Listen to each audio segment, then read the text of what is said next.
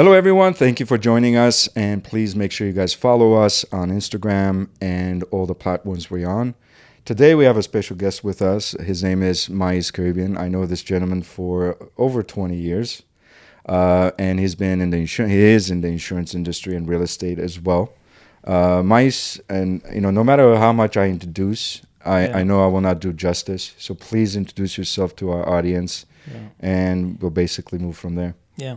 Well, Sarkis and Greg, I want to thank you, both of you, especially you, Sarkis, because I'll never forget many years ago, you coached me this business. You helped me a lot. You teach me how to, lay down the foundation to be a successful in business world. So I want to thank you publicly one more time. And I want to thank you for having me in your podcast, and I wish you guys all the best. So I've been in insurance, like you said, over 20 years. And if I look back and if someone asked me, would you choose the same industry? I would gladly say yes, because I love the field, I love the industry, and I love helping people. So that's a little bit about my background. So Sounds good. Yeah.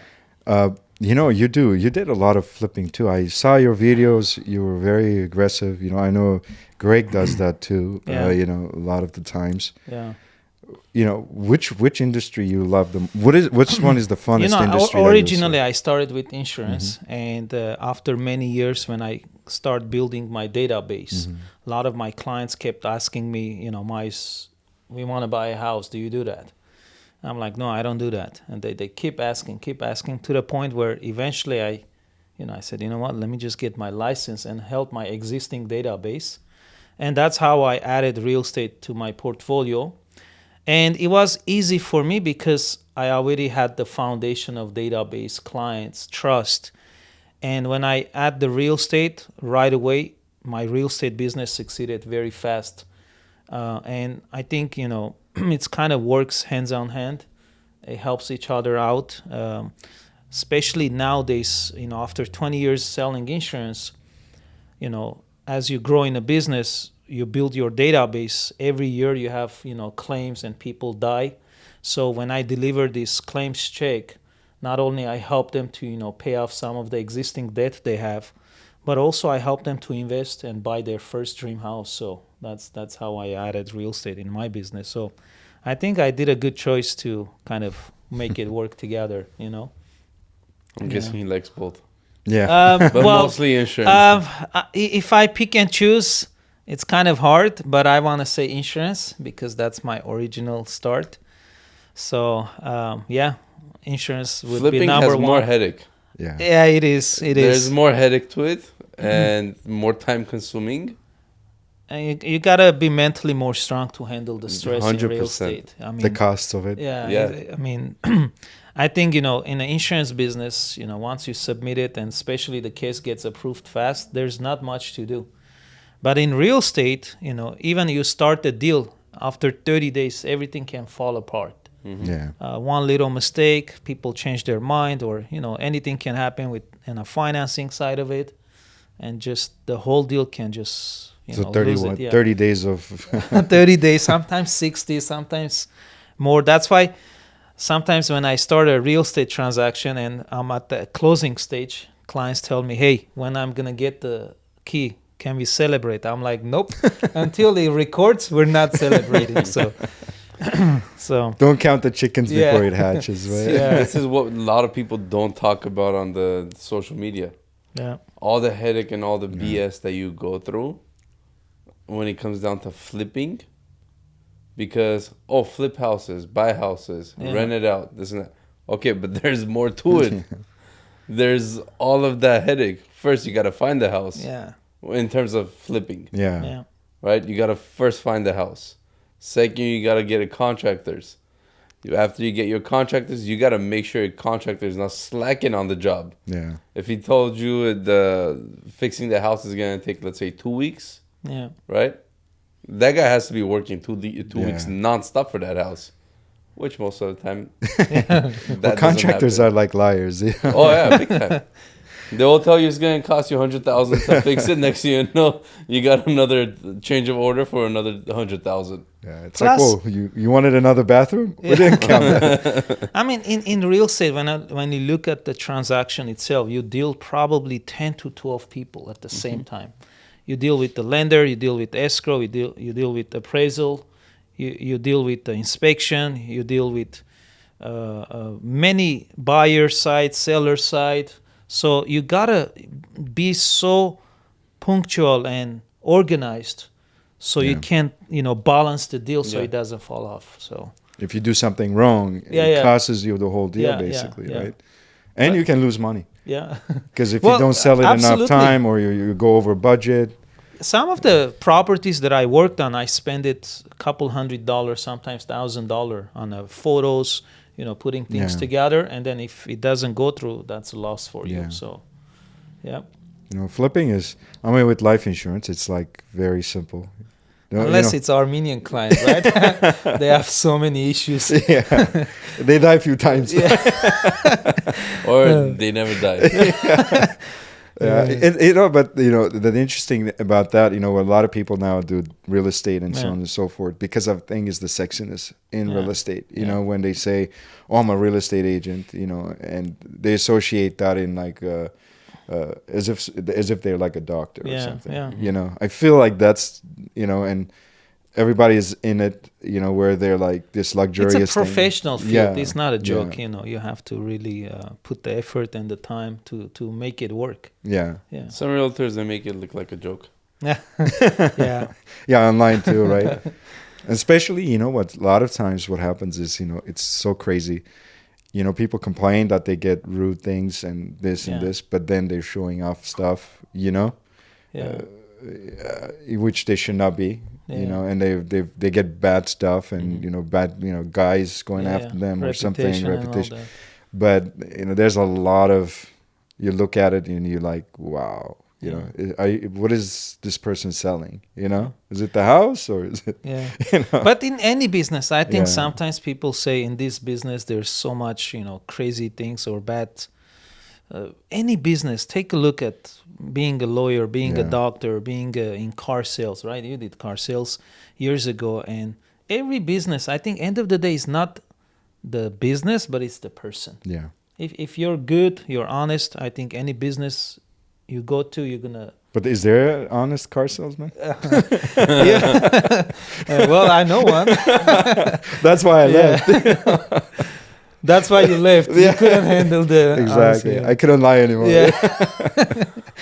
Oh man. What makes like you've been? I know. I kind of looked at your the journey you took. I've always. I looked at it. If there was something, I used to always contact you and say, "Mais, don't do this one. Change this." Because you fixed a lot of my errors. Not like, but it's like, because if you care, you care. And it's like a lot of times. But I've seen you grow in that. I was telling Greg, I did. We were working with each other, and where a lot of times you used to jump in crazy things. I was like, man, Mais, don't do this way. It's crazy. But and I was telling him, he propelled because he almost did everything. Yeah. Is it the mindset over work habits? Which one is the most important thing, do you think? I think it's combination of few things. First, I think anything you do, anyone who wants to be successful, you gotta really have a vision about your life. What do you want to be? How do you want to live your life? On top of that, you really have to develop some personalities, some skills that's gonna help you to become successful and handle the times that is tough, such as having a discipline, being punctual, being organized. And also I did a lot of self-improvement, reading books, going to many seminars.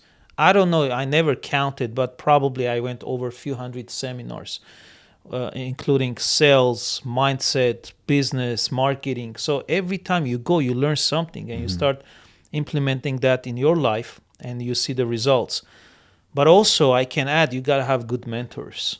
You got to have people that can really be a good mentor. And good mentor to me means someone who will tell you the good stuff you're doing and also the mistakes you're doing in your face And one thing that helped me a lot, if somebody told me something that I'm doing wrong, I never took it personal. I took it, you know what? I got to be smart enough to see their feedback, to see their advice. And because if they see something wrong I do and I don't, it will be not smart from me not to take it and improve it. Yeah. Because if I don't, I can repeat that mistake 10 years and see my growth in a business, it's plateau. It doesn't grow. So I think that's what helped me a lot. Yeah. So I don't know.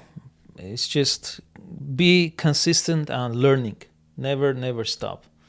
Until now, I mean, I think I read a couple of books a year, and all the time I do on YouTube, listening podcasts and a lot of successful people to learn their mindset. And every time I ask myself, what can I do to improve? Yeah.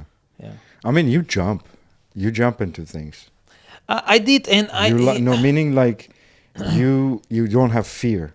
That's what I was I'm gonna not say. afraid of doing mistake. Yeah. That's for sure. Would you say it's the risk factor, or would you say it's the persistent factor? Because you know, even sometimes, you know, me jumping too much, it hurt me too. But in overall picture, I think that's a good thing to do, because sometimes you'll never find out what you're good at unless you try it. Of course. And that's why, you know, a lot of the things that I tried, I failed many times. And I'm not shy or afraid of talking about my failures. And I think the most valuable lessons I learned is when I tried something, I jumped into an idea and I failed, but I'm like, you know what? I stepped back and I'm like, what did I learn? What did I learn from this event? What did I learn from this action? And I always analyze, not only end of the year when I write down my goals for the following year, but end of the month, end of the week, end of the day sometimes. I'm like, you know what I learned today? What I need to improve so tomorrow or next week or next month or next year I don't repeat it. Yeah. So that's what I guess helped me a lot. So I mean, we all make mistakes, right? Yeah. I mean, the biggest, I think, they say if you haven't made a mistake, then you haven't tried anything. yeah, and you didn't grow. Yeah, I mean, like, who doesn't make a mistake? What do you think? What's your one of the biggest mistakes that you, as a professional in insurance and so on, that you will say to somebody, don't do this? Don't do that. Now I look back 22 years in a sales world, in a business world. What I would say is this: at the beginning, when you're trying a business or a field that you want to get into, stay focused on that one thing until you create a result and success before you adding other services or other industries. Because every time if you do two things, you're going to split your effort into probably 50-50. If you do three, you're going to average 30-something% on each area. And there's no way you're going to become professional or successful if you split yourself into many parts. So if someone is new into the business world, that's the first thing I would say. Pick something that you love, you see yourself doing it, and stick to that plan at least 10 years plus. And once you create a success, then sure, sometimes, some of my businesses that I did that made me money, I started investing into some other areas that helped because I already established one. But at the beginning, I did that mistake.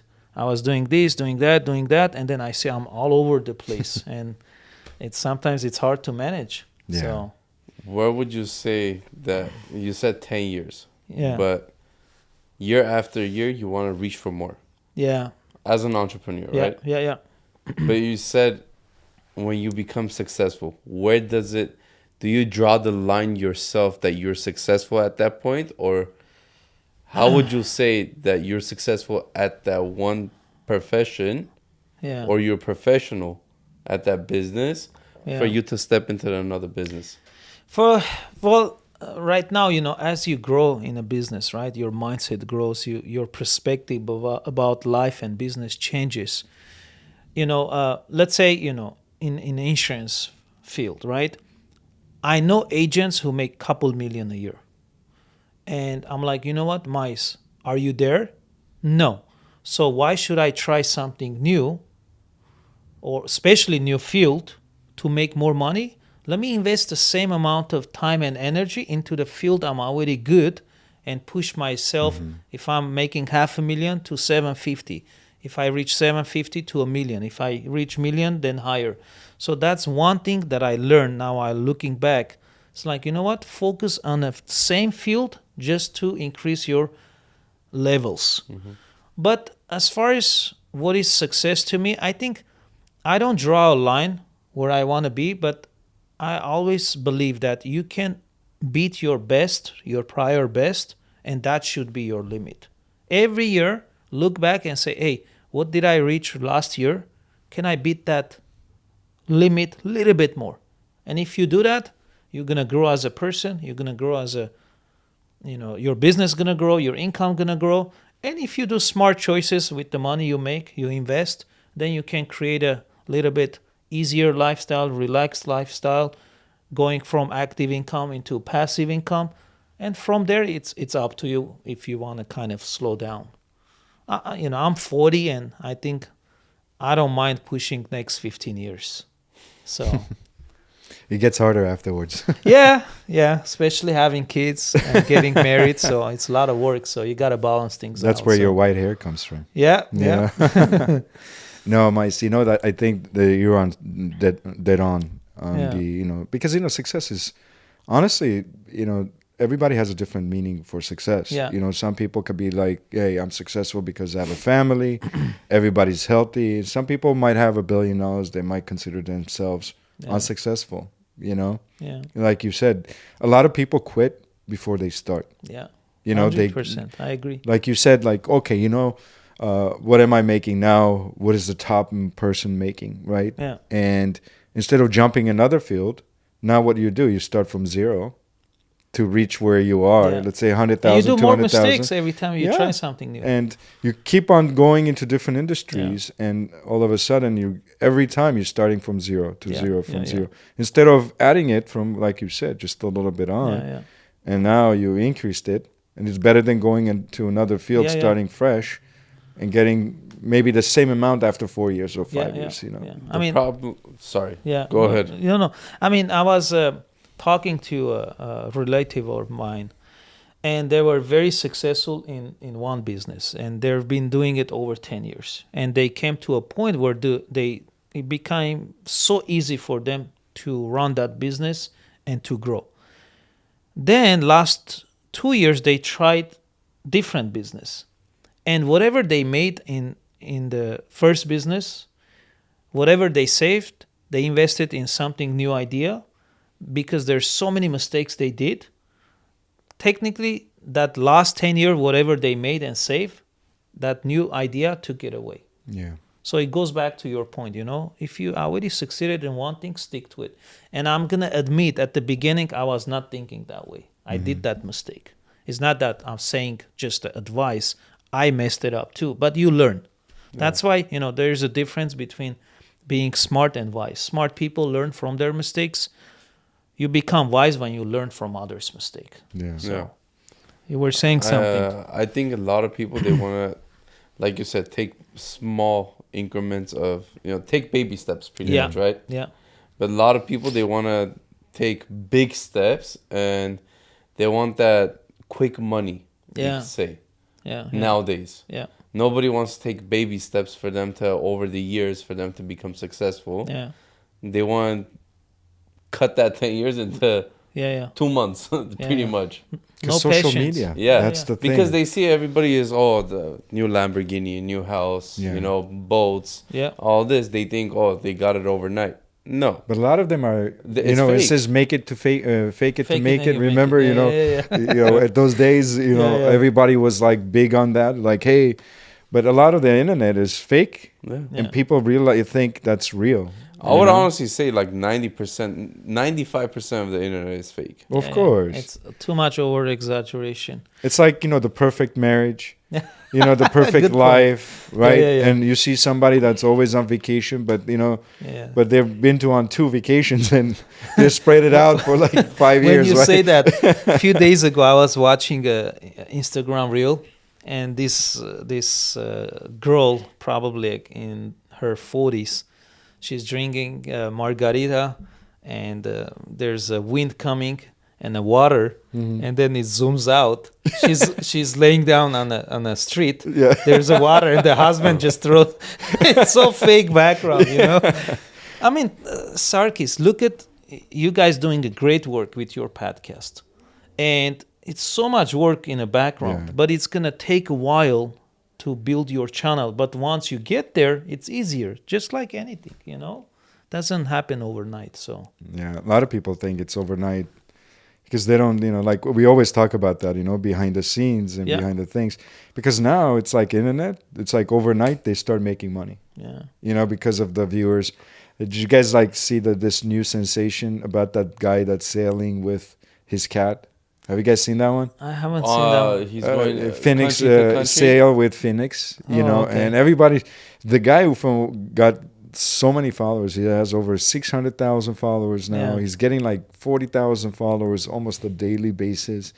Now he's doing shirts and he's like sailing with his cat. It's a simple thing, but people just get attached, and then all of a sudden the guy cashed in his 401k, cashed all the money he had, bought a boat, and he just went to sail. And he never sailed in his life. He said, you know what?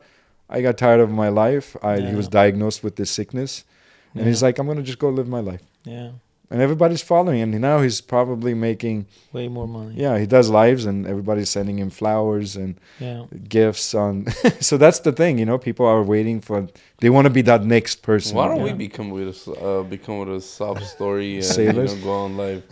Let's get my cats and go on the road. Driving with my cats. You know, I mean, in social media, you know, either you gotta do something stupid to go viral.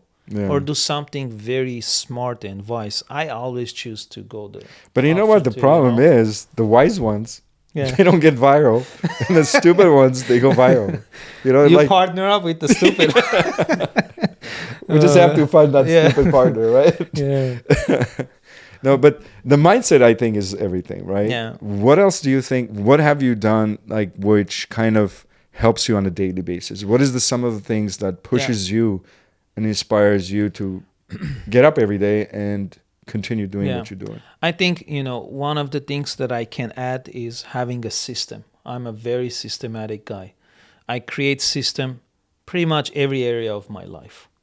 For example, if you take a look at my schedule, you won't see I call it default calendar and my calendar.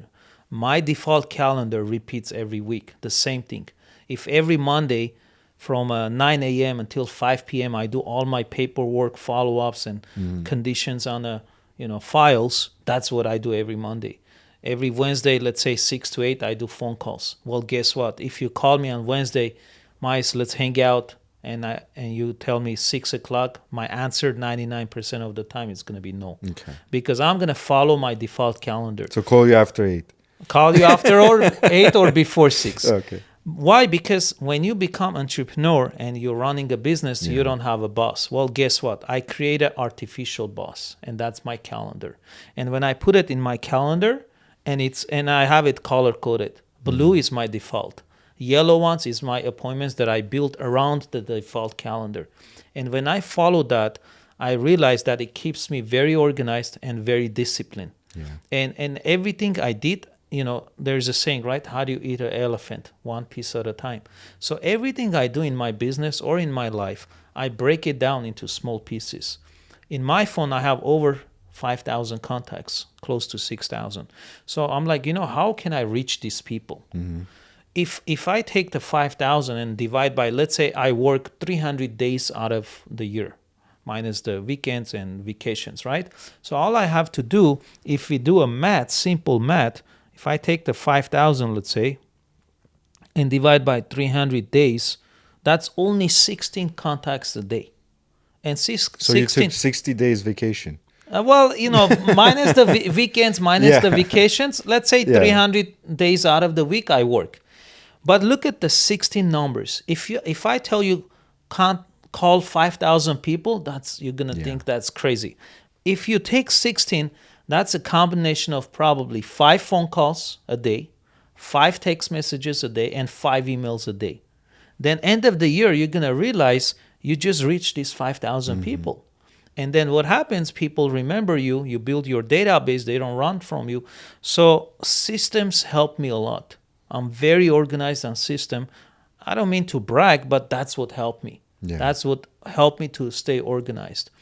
And just, respect your schedule. Like if I say, I'm going to do this or I'm going to be here, 99% of the time I'm very respectful to my schedule, because that helps me to create success. Because if you delay something, it overlaps, and the whole day or whole week, it's kind of gets a mess. So You're catching up. yeah, that's what helped me, I guess.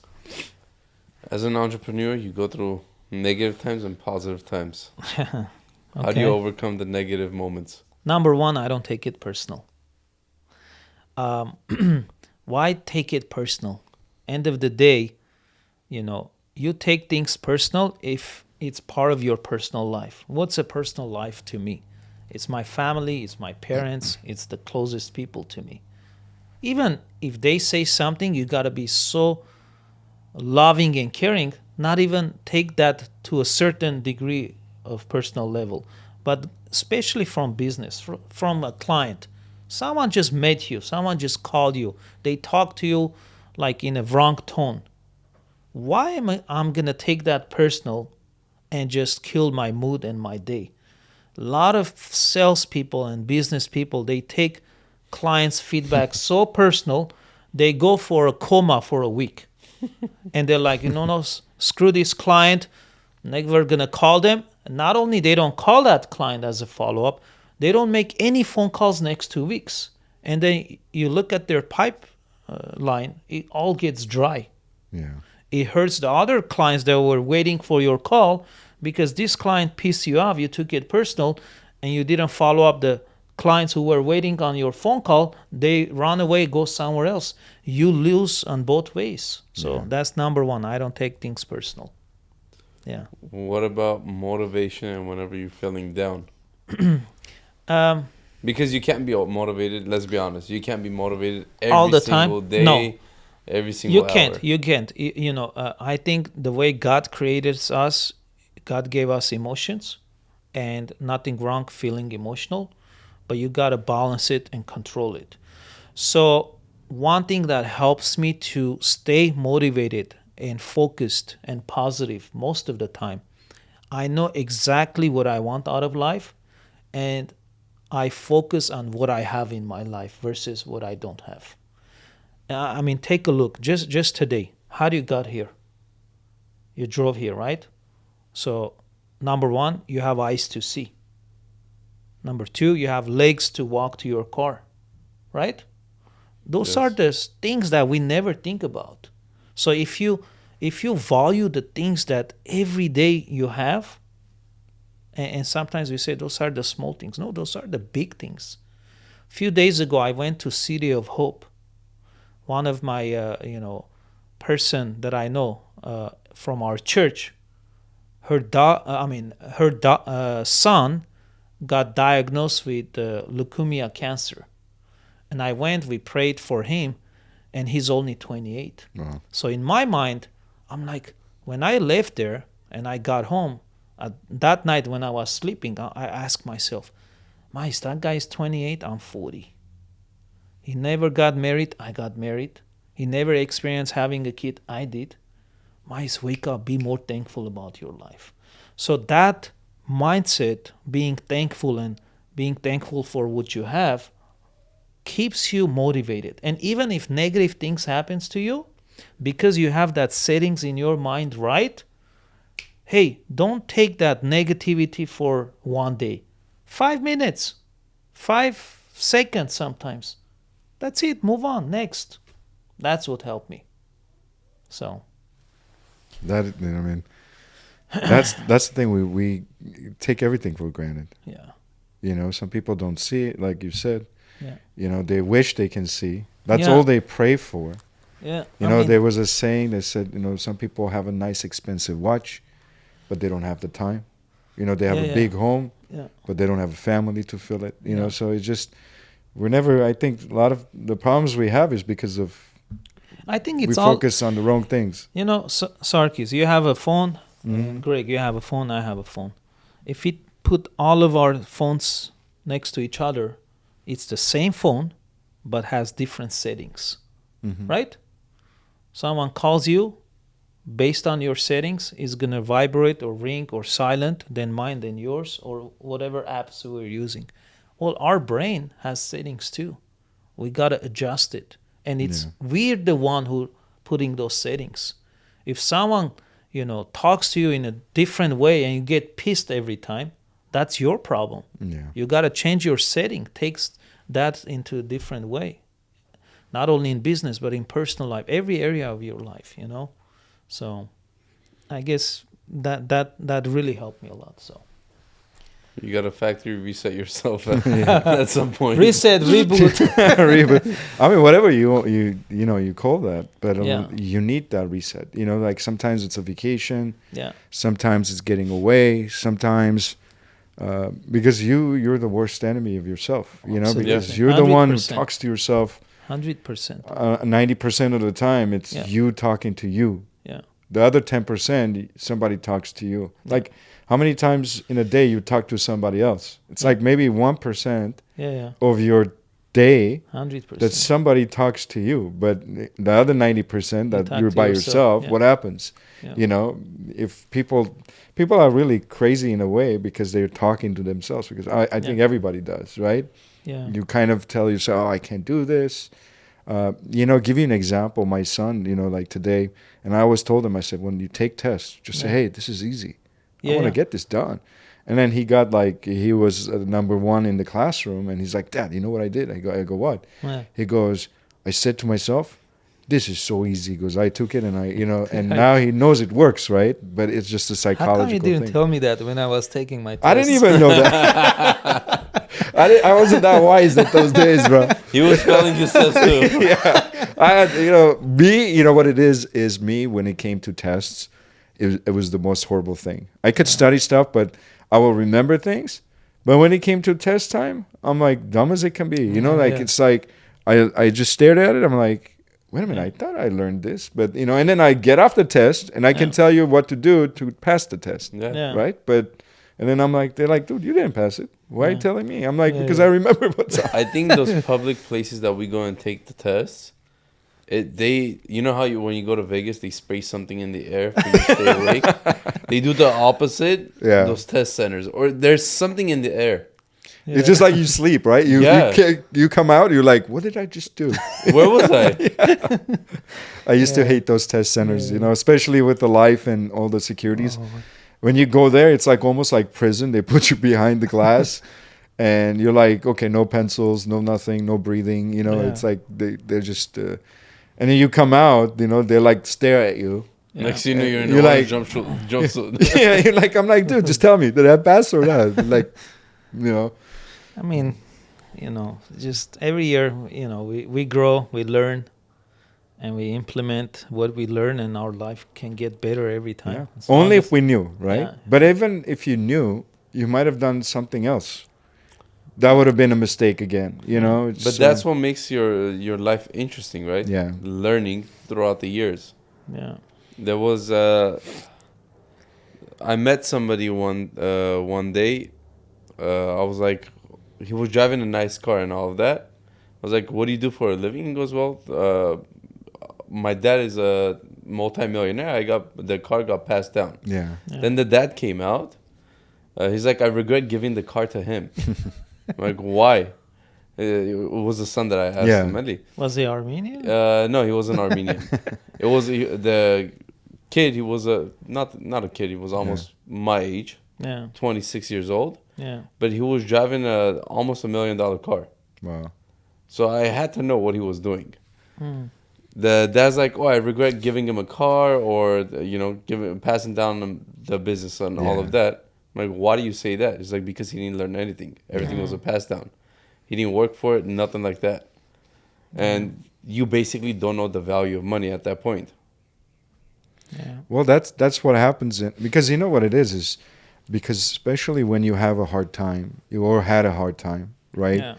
let's say, you know, like our fathers or we came here, we didn't have a lot of stuff. You know, I know, you know, you guys were not a millionaire, right? Yeah. But you want to give your kids what you didn't have, right? But then what you do is you hinder their success too, because now they know what you have. They're like, you know what am I going to work hard? If this guy goes out, I have money, right? Yeah. So, and some kids think that way, you know, and they're like, you know what, my dad has millions. You know, like that's why Shaq said, you're not millionaires. I'm the millionaire. Yeah. I heard that you saying know? It's not we, it's me. Yeah. You know, so it's like, you know, he's basically saying, go to work. I'm not just going to hand you money. And a lot of people, you know, I think in our culture, we provide so much for our kids. Yeah.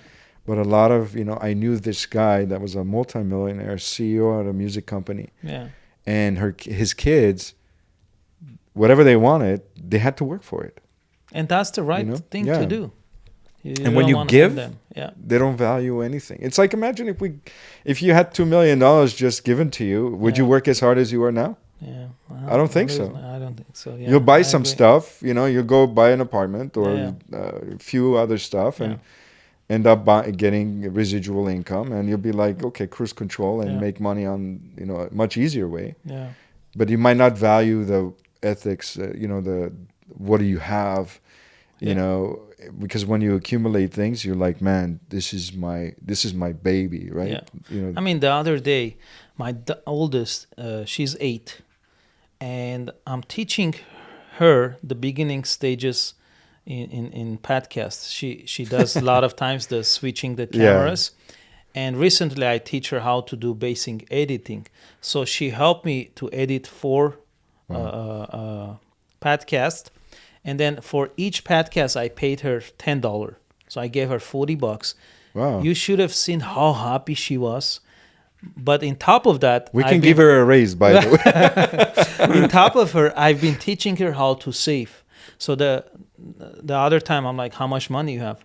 She's like, I still have the $30 left, and I'm gonna save it and make it grow and do something with it. So I'm teaching her these principles of work ethic, investing, and saving. So it's really useful.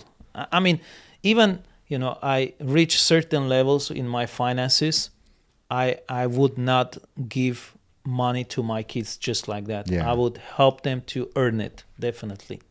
They're not going to end up buying you stuff. But they'll be like, Dad, it's too expensive. I don't want to use my money. That's why, you know, I was volunteering in school today, and a lot of kids were like just spending. I'm like, you know why you're spending this money? He goes, is this for free? I'm like, for you, it's free because you're not paying for it. Your parents are paying for it. So, and it becomes like that. You know, when you pass it on, they think it's just useless. And my son, he doesn't care about money. It's crazy.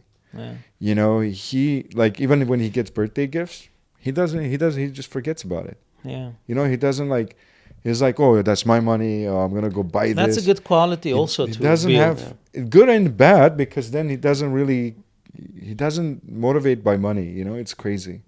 You know, when he wants stuff, he's motivated in convincing us to buy it, you know. And he wins all the time. All the time. I mean, it's just, he's the biggest closer that I've ever come across. Like, he's, man, he comes up with scenarios. The kid has some cool toys. I got to tell him. I got to give him that. Yeah, he builds a lot of stuff. I mean, I bought him everything. He has like a car seat, but he doesn't use it. Because, you know, he just wants it to 48 hours.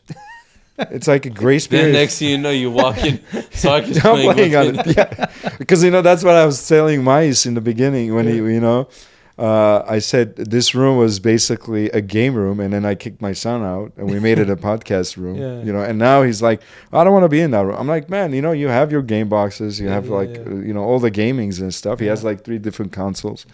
He has other stuff, connects everything, computers, but he's like, no, I want to be over there. You know, and then I'm over there, he wants to be here, and then it's like, now he's coming to that age, you know. Cool. But it's good teaching the kids, you know. Absolutely. Especially from young age, you're laying down the foundation. Yeah. I can't convince him to do anything for any dollar. He charges me too much. His hourly rate is too high. He's researched. You know, it's like, Dad, wait a minute. $5? He goes, that's it? He goes, inflation. Yeah, I had made him do the grass. Double check if he's using ChatGPT. Probably yes, bro. He's probably saying, what is minimum wage?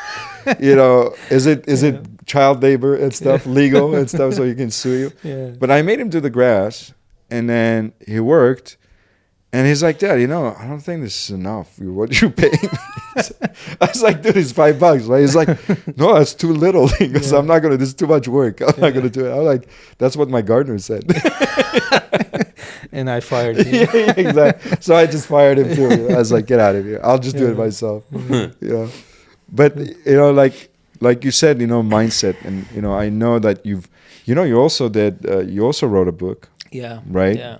How was that experience? How was that? You know, what did it do for you? And you know, and how did you came about doing it? You know, I'm a big believer of giving, and the book of the title, I made it "The Secret of Living is Giving," because when you start becoming a bigger person, giving, you give more than you receive. Not only you become happier, because one of the best feelings is help others. That's really truly healthy, happy feeling. Yeah. And I had a fear of writing the book because of my English. And that was probably 5-6 years ago. So I hired people to help me to make sure my spelling and ideas was corrected. But that fear still didn't stop me. It took me probably 1 good year to put 10 or 12 chapters together. It's not like a very thick book. I believe it's like around 70 or 78 pages. But it had some success in Amazon. I think I sold a couple hundred in Amazon. I gave away at least 500 of them. In USA, I sent some to Armenia. I sent some to Russia, different places, people who requested. But it helped me to have a better understanding of putting your thoughts in a book too. And I'm thinking to write another one. It's called How to Become a Great Marketer. Anything you do in a business world, idea you have, product you have, how to market it correctly. And I've working on that book for a while now. Hopefully next few months I'll finalize it, and that'll be my number 2. That's good. So Always if you want to write a book, maybe I can be helpful. Okay. Yeah. I think books are like, they're eternal, right? They you leave something behind for the next generation to read. Absolutely. Yeah. That's basically your name. Yeah. That's why books are they're always gonna be there. Even though I think like the new generation, I have a feeling they stop reading books. Yeah. Since everything is so much on their phones. And some books gonna become like antique. yeah. You know, but I think they're slowly coming back.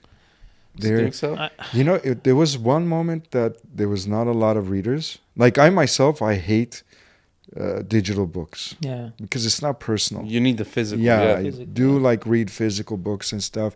Remember Mais, when we always used to say, Mais, read books, read books. You know, I used to force him. He used to say, no, I don't want to read this book. You know, and he was like 18, 19 at that point and stuff. Now it's interesting that coming from that guy to a guy that has written books, right? And that's a transition that you look through, and you see that, you know, and everybody can do it. Yeah. You know, and that's why, you know, when we started the podcast, you know, Greg was like, hey, let's do a podcast, you know, and I was like, you know what, why am I afraid too? You know, like you inspired me to kind of, you know, say, hey, let's just jump. And then Greg was like, all right, come on, let's just do it. You know, and then I was like, oh man, I'm like, I hate myself. You know? Yeah. I mean, you guys are good. I mean, I watch a lot of you guys' video, and don't you guys like are very it. no. Who paid honestly, you? Who paid you? Nobody. This is my honest opinion.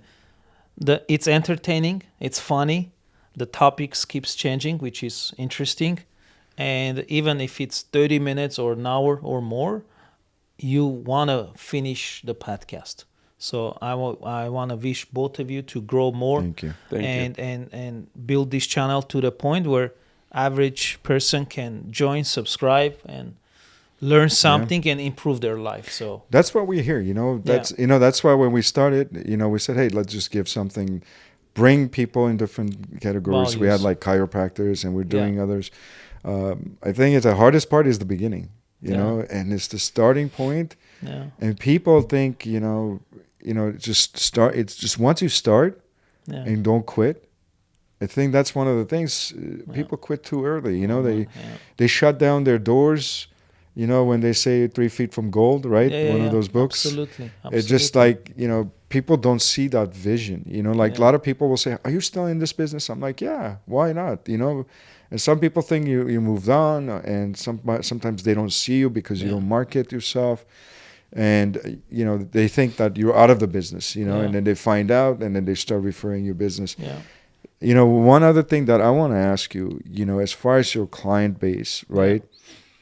What is it that you do that you think that you excel in it, where, you do it so much differently than other people, to kind of do that retention and also to not only sell them one item or service, but you do multiple. What is it that you do to kind of elevate that? Can I ask something to that? Sure. Yeah. Because if you tell a customer that you do multiple things, right? Yeah. They might be afraid that you're not a specialist. You're not a specialist at that one thing. Yeah. So what is it that you put the trust into that customer? Yeah. That they're like, you know what?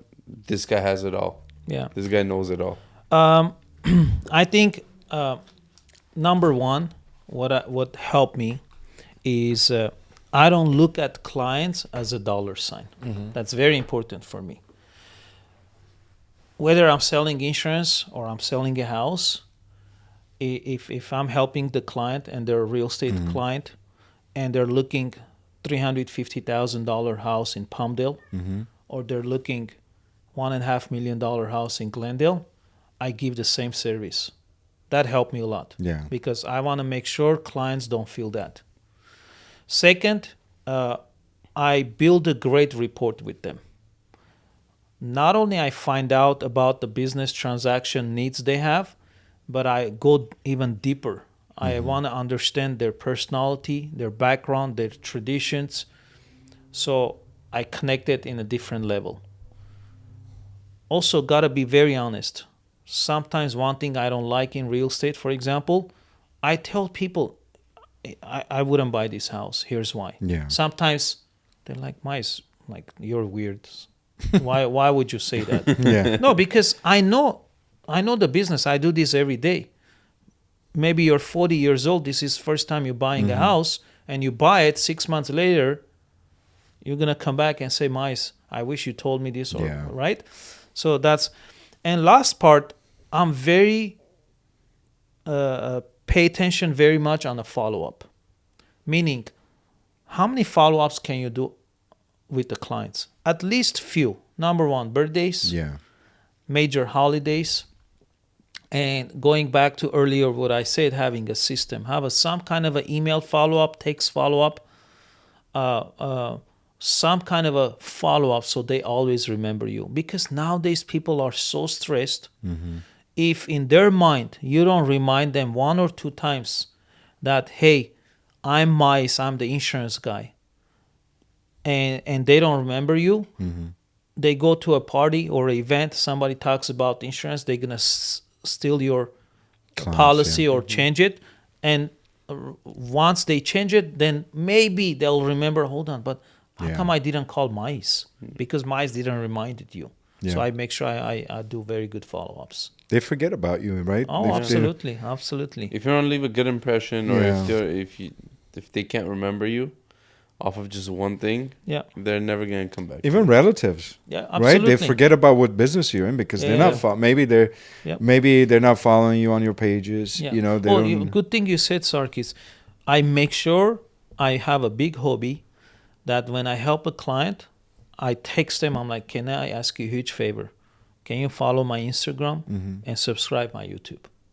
I send a link, and that's another reason for me to follow up. Hey, by the way, I still don't see that you follow up. And once I have them follow up, they see me more often, and they remember me more often.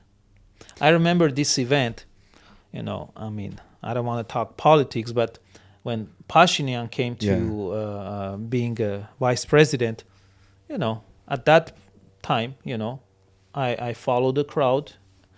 And then I remember we were walking on a Hollywood street and everybody's, and then I see this old Armenian guy. He's like, really is again, this guy again, Mais. I see you everywhere. I'm like, what do you want me to say? If you don't like it, Shut it up. unsubscribe me, unfollow me. And then he goes like, I do, but you coming back again.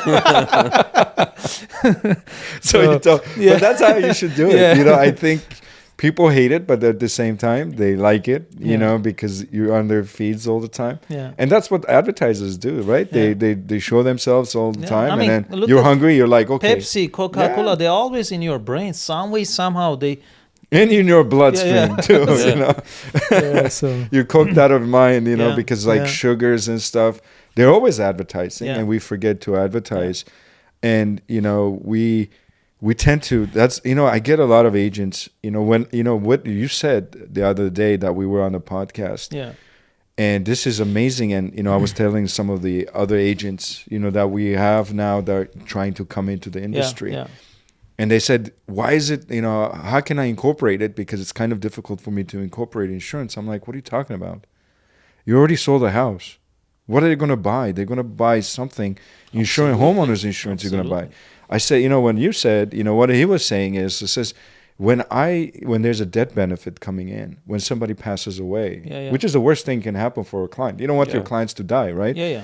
But that's part of the business. Yeah, and of course part of life, right? Yeah. I mean, they're not. I don't have a client that lived 160, or 120 when insurance is expired. Yeah. So it's like, sorry, bro, you don't have yeah. insurance now.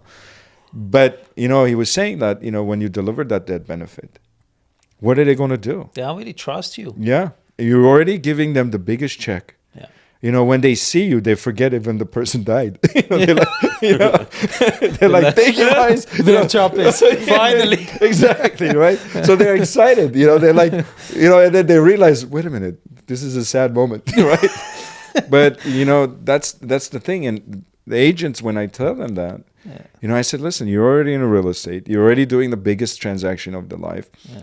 And once you give another product, you have a connection with this person for life. Which you do, because if their life insurance is active, right, 10 years, 20 years, it's still your clients. They're still seeing on their statement your name every single time. Absolutely. Every year, at least once, they see your name. Right? When they open it, either they cuss you out, or and good thing we don't have any variable contracts. It's so funny when you say that, Sarki. So last year I had a family member who passed away. Mm-hmm. And the husband calls me, and the first thing I want to say is like my condolences, right? Yeah. Before I even say that, he's like, Mais, when the check gonna come? I'm like, damn, I'm like, it's so sad, but I mean, I'm like, I need the death certificate, I mean, it's like, how fast can you get me that? Yeah, it's so funny because in this industry, you meet like the craziest people. Yeah. And I had this one guy, and we were talking about insurance. I said, listen, let's get the insurance for your dad just in case. He goes, man, if my dad dies, how will I eat that money? How would I use that money? It's like, it's not good. It's like, I can't really spend it, with a good heart. And then I get a call like maybe 8 months later. He goes, Sarkis, can we do insurance? I'm like, on who? He goes, on my dad. I'm like, yeah, but what's going on? Because like this is strange, when they're rushing. You were the guy that and the guy was actually, because they find out the dad has some kind of sickness that's going to pass away. And I'm in my mind, I'm like, man, you didn't want to buy it then, knowing because he's going to live.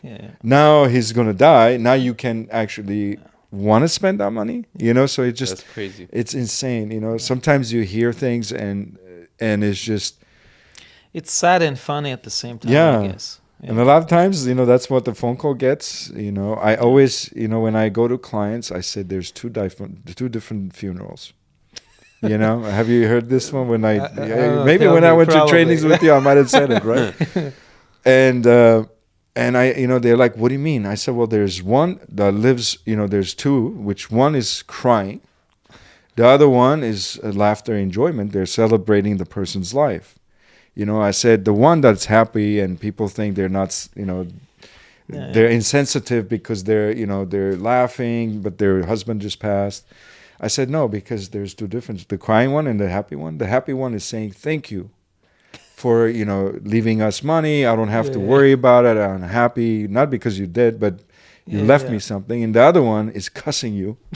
That's why they're crying. They're not crying because they're sad. There's crying because they're pissed. Absolutely. How am I going to take care of the kids? Yeah. How am I going to live? How am I going to do? They don't think about those. They don't like, oh, I missed you. Yeah. They don't say I miss you. They're like, how am I going to live?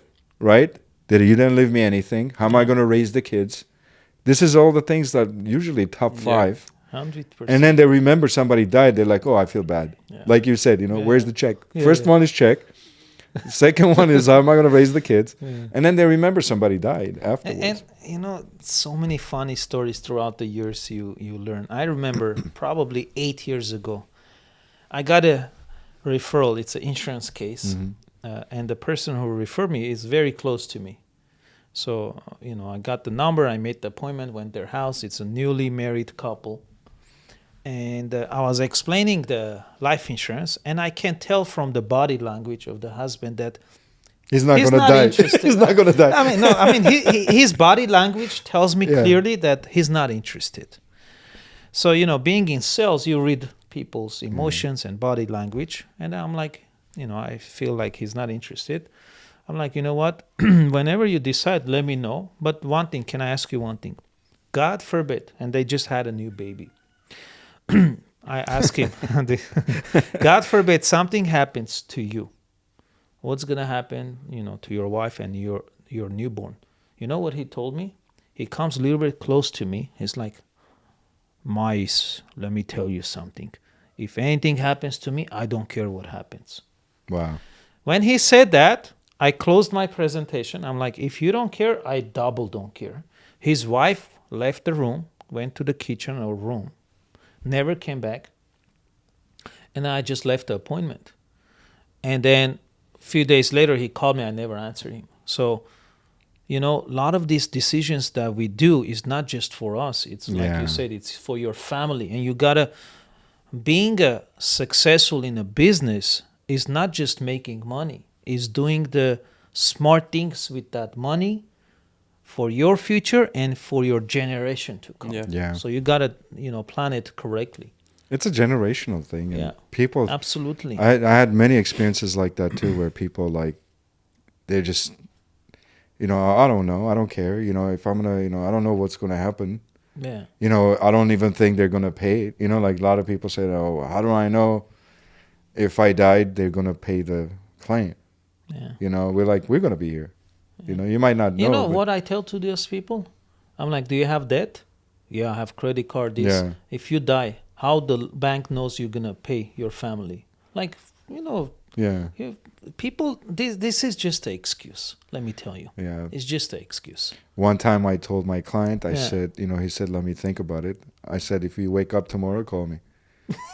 He's like, he got pissed at me. He's like, what? He goes, bro, what am I? I'm going to die tomorrow? I'm like, no, I'm just saying, a lot of my clients didn't wake up. Tomorrow's never I had a client that never woke up and he didn't have a chance to buy it.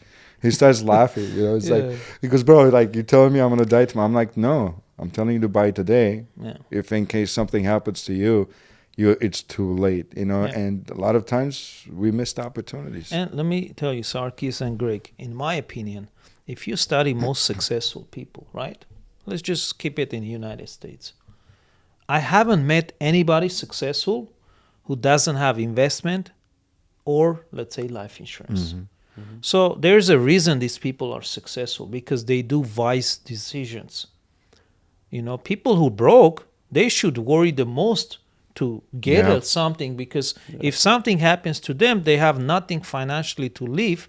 If someone is millionaire, let's say they don't buy a life insurance, but the guy feels confidence because he has, let's say, $5 million or $10 million other types of asset. He's like, if anything happens, it's okay. I don't need to have insurance. Yeah. I'll have this. My family can, use my other assets. But on the other end, people who are broke have nothing. They don't even buy. That's why I don't convince anymore. Nobody. Yeah, me neither. I just feel if they don't get it, I move on. No waste. It's their problem, not yours. Yeah, 100%. I had too many tables flip on me. Yeah. when I try to convince them. Yeah, it's just because you can't convince somebody that has an opinion. You know, it's like your opinion is your opinion. It values more than my opinion. You know, if I'm talking about something, if you don't think it's the right way, you know, whose opinion is worth more, yours or somebody else's? It's usually yours, you know? Yeah. And I always tell people when they can, you know, when they tell me I cannot afford it, I said, listen, that is the reason why you need it. Yeah. Because I said, if you cannot afford $50 or $25, guess what? Your family is going to be in a big trouble if something happens to you because you can't even afford $50 now to secure that future. And you're not, now your family, if something happens to you, they're going to go beg on the freeways to bury you. I mean, Those are the same people. Sorry, but those yeah. are the same people that will have 2 cases of beer a day. Or go to Vegas. Yeah. Yeah. Or that. Or Greg, think about it. Let's go back, let's say 5 years, 8 years. Someone buys a BMW X5 or S-Class, and they say, my payment is $1,200. Everybody will say, are you crazy? Sometimes, are you stupid? Yeah. Nowadays, someone buys a S-Class, you say $1,200 a month, you're like, bro, where do you get the deal from? And people say, I don't have money. Yeah. No, bro, I think it's not having a priority about your finances. Don't drive that. Get a $400 Lexus, invest the difference. Yeah. Once you become a little bit better, sure, go get the S-Class. Nothing crazy. wrong with that. It's just, you know. My cat loves. By the way, Lucky always asks the last questions. Sure. You know, so she actually comes around at the end when he gets comfortable. So that's a sign we got to finish. She's like, okay, I'm done, right? No, but you know, no, we rescued this one from the coyotes, so she got lucky and stayed here. That's why we call her Lucky. Yeah. She's our studio cat. You know, she just can't. It's interesting. Like usually, you know, she comes to the guests. She's usually like in the, what is it? Last time she hit right in the. We couldn't find her, and she was like in that skinny thing. How old is she? This one is, I think, is 7 months. 7 so months. she's still a baby. Yeah. So we have. That's why I said if we want to do sailing or we want to do across the country, we can do drive with Lucky. We can be 3 of us going cross country and going. It's great through. animals. Yeah. Yeah, they're the best. I think cats. See, cats like they're always like she's cleaning herself right now. Right, they're always cleaning themselves. Yeah.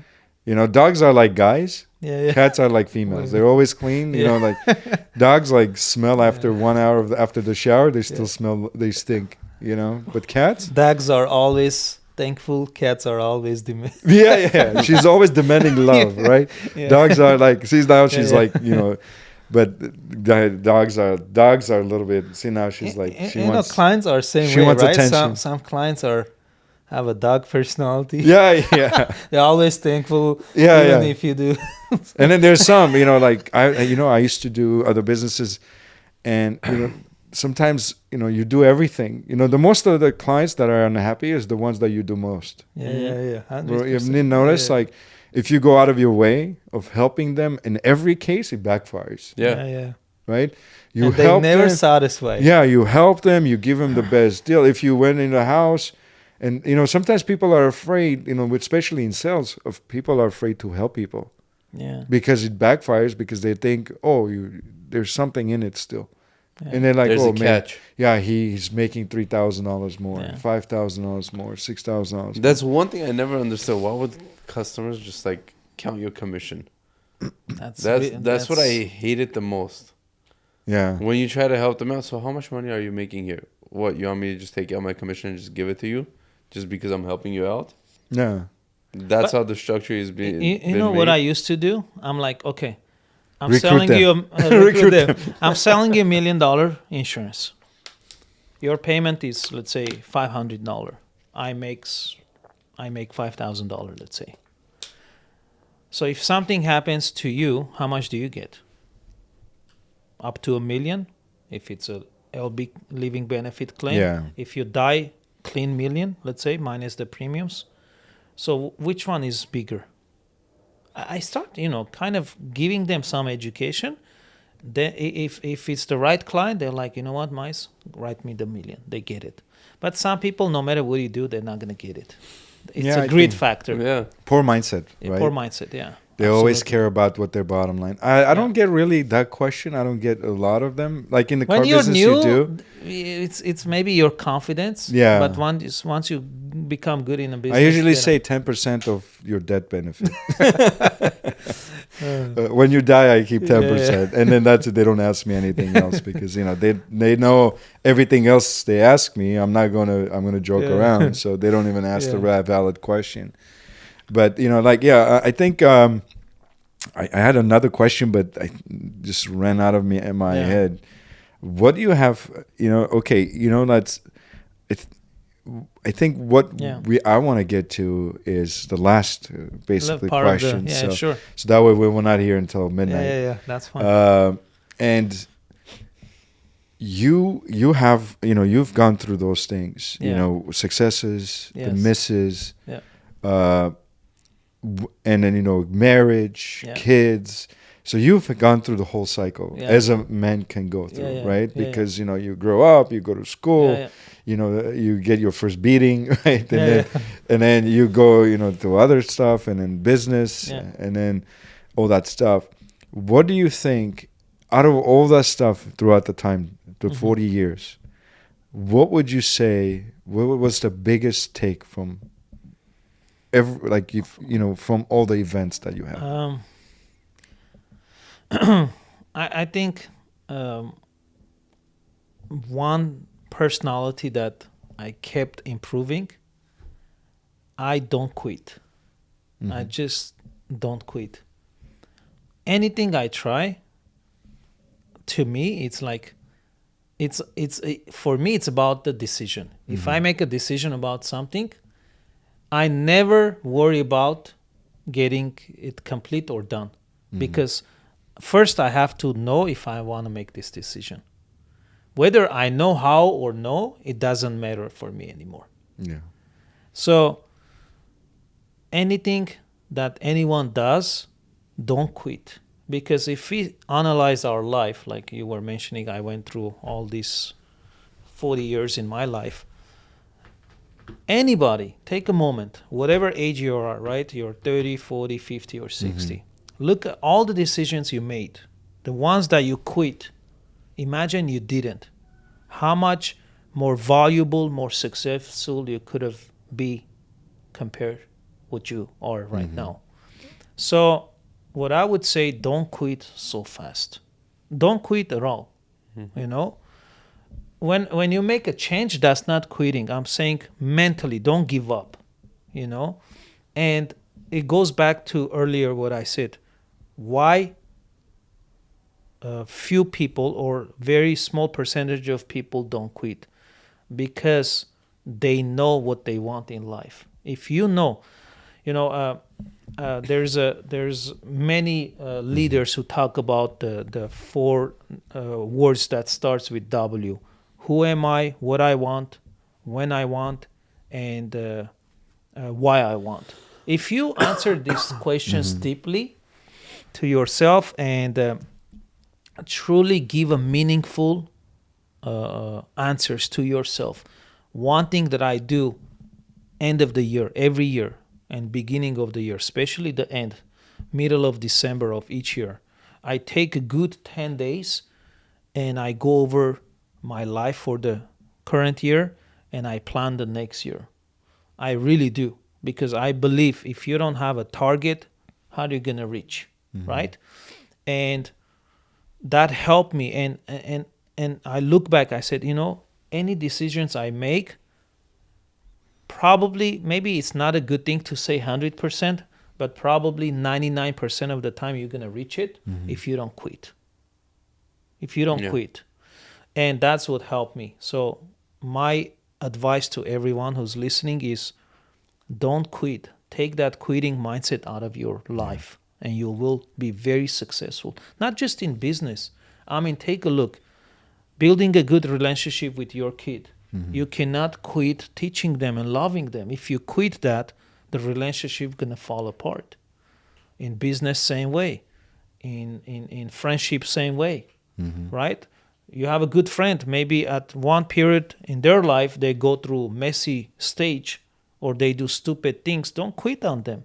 Stick to them. And eventually they'll come back and you build that valuable friendship again. So don't quit. I guess that's the answer. Yeah. Yeah. And one more thing about entrepreneurship. When they say we become a business owner so that we can work less. Yeah. What do you say to that? Well, I think Is there hours 9 to 5? no. There's 8 hours? There's no 9 to 5. There's no 9 to 5 in a business. There's 12 to 12. I think there's no, in a sense, there's no schedule. But I believe one thing: the way you run your business, it's a structure you design. If you learn, you gotta to me what I do, especially last 10 years when I look at my business, I always ask this question: what percentage of my income is converting from active to passive? So every year I make sure my passive incomes get 1% or 2 or 3 higher than my active. So this way, if one day I decide not to be heavily involved in a business or stop completely, I come to a point where my passive income can fully cover my lifestyle and still have extra money to invest. And that's something you have to design. And how do you build a passive income? It's through different types of investing, residual income in an insurance business we have. And once you build that, then, The rest then probably I met a business person a few years back, and he kept, I kept a friendship until now. He keeps telling me, Mais, I only work like 2 days a week. I went from 6 to 5, 5 to 4, 4 to 3, now 2 days. Why? Because I set a system. All I do these 2 days, I manage it, make sure it's running correctly, I'm out. Wow. Yeah. And I never want to stop working. So that's not a lie, basically. So it can happen, but you got to work at it. I have a feeling I'll get bored that way, though. I was going to say that. I think whatever age God gives me, 80, 90, whatever age, 100, I still want to work some way. Yeah. Because if your brain doesn't work, how do you say the word jangotel? Rusty. Yeah. I believe in it. You know what what and I you think? get lazy too. Yeah, absolutely. When older you get, you need to be active, right? I always say, we should not work up until 60. Yeah. And then we should start working after 60. Because after 60, you want to work. Some people say, I want to retire, but then what are you going to do? You're retired. Yeah. You worked for 40 years. Now you're like, okay, after retired working, being dependent on money.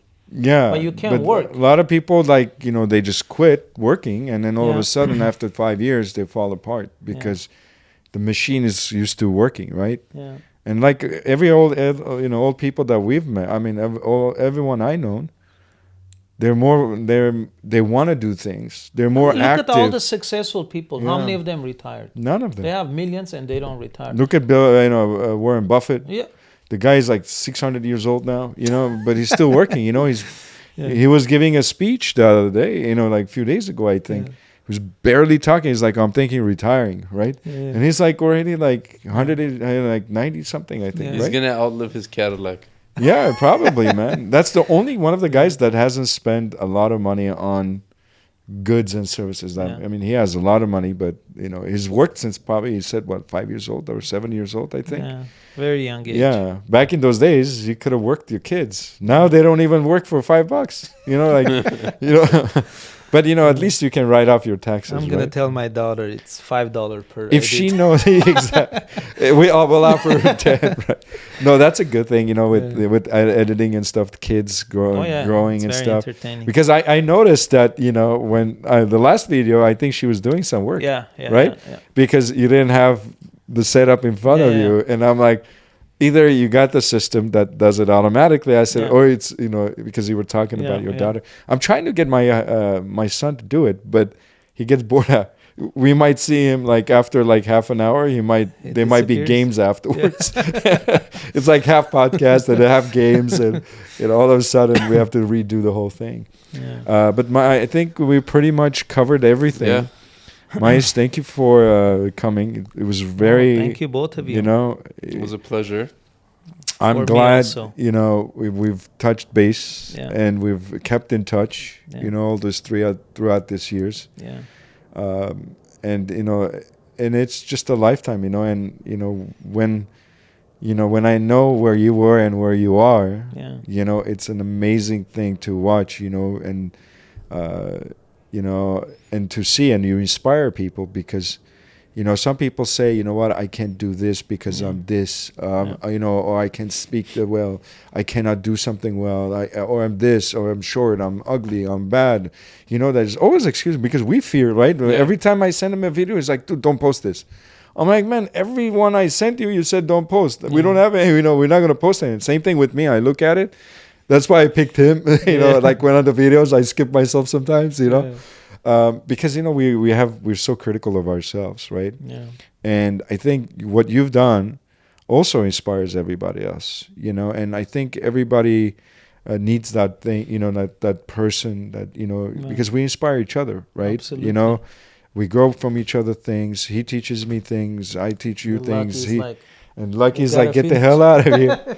Yeah, she's always, and sometimes she'll jump on us and stuff, But thank you. Yep, exactly. We don't want to get scratched. But thank you for coming. No, thank you. And appreciate it. And of course, you guys can follow him. Every information will be here. Mais, Mike Caribbean. @ right? Yeah, Mais, Mike Caribbean. And we'll put it on there so they'll find you also as well. Your podcasts are great. I know you do multi-language. We only do one. But they can have translators. You can do AI and then it'll translate everything. Exactly. We talk in Chinese. Exactly, right? So thank you for coming in. And of course, everyone, thank you for joining us. And hopefully we'll see you guys next time. Thank you and good night. Bye-bye.